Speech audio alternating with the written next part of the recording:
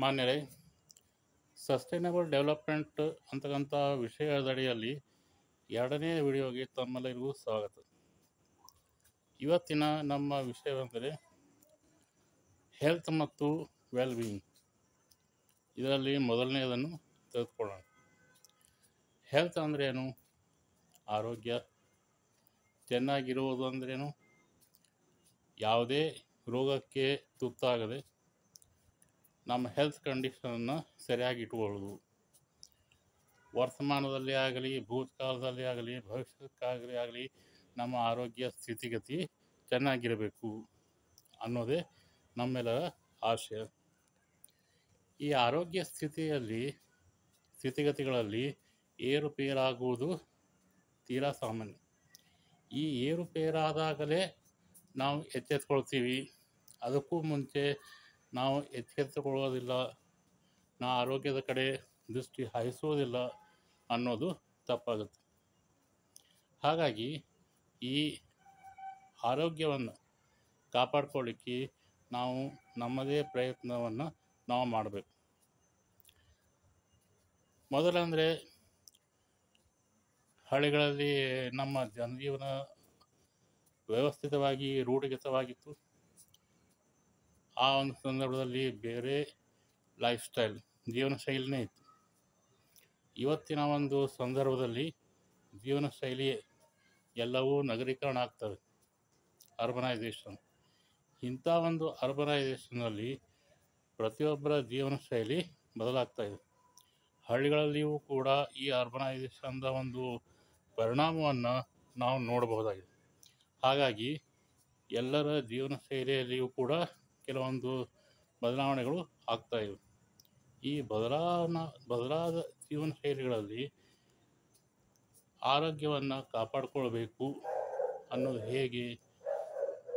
ಅವುಗಳಲ್ಲಿ ಕೆಲವೊಂದು ಹವ್ಯಾಸಗಳನ್ನು ನಾವು ರೂಢಿ ಮಾಡಿಕೊಳ್ಳಬೇಕು. ಏನವು ಹವ್ಯಾಸ? ಬೆಳಗ್ಗೆ ಬೇಗನೆ ಎದ್ದು ನಮ್ಮ ಕೈಕಾಲುಗಳನ್ನು ಅಥವಾ ನಮ್ಮ ಬಾಡಿ ಮೂಮೆಂಟ್ಸ್ ಸರಿಯಾಗಿ ಮಾಡಿಕೊಳ್ಳೋದು. ಅವಶ್ಯಕತೆ ಇರ್ತದೆ. ದಿನನಿತ್ಯವೂ ಕೆಲವೊಂದು ಸ್ಟೆಪ್ಸ್ಗಳನ್ನು ಹಾಕಬೇಕು, ವಾಕಿಂಗ್ ಮಾಡಬೇಕು, ಡ್ರಿಲ್ಲಿಂಗ್ ಮಾಡಬೇಕು. ಹಾಗೆಯೇ ಸರಿಯಾಗಿ ಹಲ್ಲುಜ್ಜಬೇಕು ಇತ್ಯಾದಿ. ದೇಹವನ್ನು ಸ್ವಚ್ಛ ಇಡಲಿಕ್ಕೆ ಯಾವ್ಯಾವ ರೀತಿ ನಮಗೆ ಸಾಧ್ಯವೋ ಆ ಎಲ್ಲ ರೀತಿಯಿಂದಲೂ ಕೂಡ ನಮ್ಮ ದೇಹವನ್ನು ಶುಚಿಯಾಗಿ ಇಟ್ಕೊಳ್ಳಿಕ್ಕೆ ಪ್ರಯತ್ನ ಮಾಡಬೇಕು. ಇನ್ನು ಆರೋಗ್ಯಕರವಾದ ಆಹಾರವನ್ನು ನಾವು ತೆಗೆದುಕೊಳ್ಳಬೇಕು. ದೇಹಕ್ಕೆ ಎಷ್ಟು ಹಿತವೋ ಅಷ್ಟೇ ಆಹಾರವನ್ನು ತೆಗೆದುಕೊಳ್ಳಬೇಕು.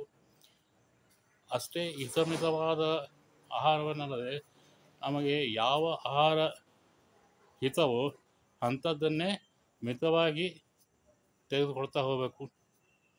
ಈ ಒಂದು ಆಹಾರ ಪದಾರ್ಥ ನನಗೆ ಇಷ್ಟ ಅಂತ ಹೇಳಿ ಸಾಕಷ್ಟು ಪ್ರಮಾಣದಲ್ಲಿ ಆ ಆಹಾರವನ್ನು ತೆಗೆದುಕೊಳ್ತಾ ಹೋದರೆ ಅದು ನಮ್ಮ ದೇಹಕ್ಕೆ ಸರಿ ಹೊಂದುವುದಿಲ್ಲ.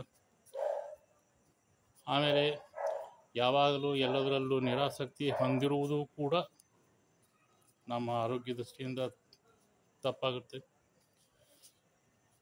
ನಮ್ಮ ಜೀವನ ಶೈಲಿಯಲ್ಲಿ, ನಮ್ಮ ಕಾರ್ಯಗಳಲ್ಲಿ ನಾವು ಆಸಕ್ತಿಯನ್ನು ಹೊಂದಲೇಬೇಕು. ಜೀವನೋಪಾಯಕ್ಕಾಗಿ ಯಾವ ಉದ್ಯೋಗವನ್ನು ಮಾಡ್ತಾ ಇರ್ತೀವಿ ಅದರಲ್ಲಿ ನಾವು ಆಸಕ್ತಿಯನ್ನು ತೋರಿಸಬೇಕು. ಆ ನಿಟ್ಟಿನಲ್ಲಿ ನಮ್ಮ ಆಸಕ್ತಿ ತೋರಿಸಿ ಕಾರ್ಯತತ್ಪರರಾಗಬೇಕು. ಒಂದು ವ್ಯವಸ್ಥಿತ ಕಾರ್ಯಗಳಲ್ಲಿ ನಾವು ನಿರತರಾದರೆ ನೆಗೆಟಿವಿಟಿ ಅನ್ನೋದು ನಮ್ಮ ಮೈಂಡ್ಸೆಟ್ನಲ್ಲಿ ಬರುವುದಿಲ್ಲ. ಹೀಗಾಗಿ ನಾವು ಆರೋಗ್ಯವನ್ನು ಕಾಪಾಡಿಕೊಳ್ಬೋದು. ಇನ್ನು ಬರುತ್ತೆ ವೆಲ್ ಬೀಯಿಂಗ್ ಅಂದರೆ ವಯೋಮಾನದ ಆಧಾರದ ಮೇಲೆ ಈ ಒಂದು ವಿಷಯವನ್ನು ನಾನು ಇಲ್ಲಿ ಹೇಳಿಕ್ಕೆ ಬಯಸ್ತೀನಿ.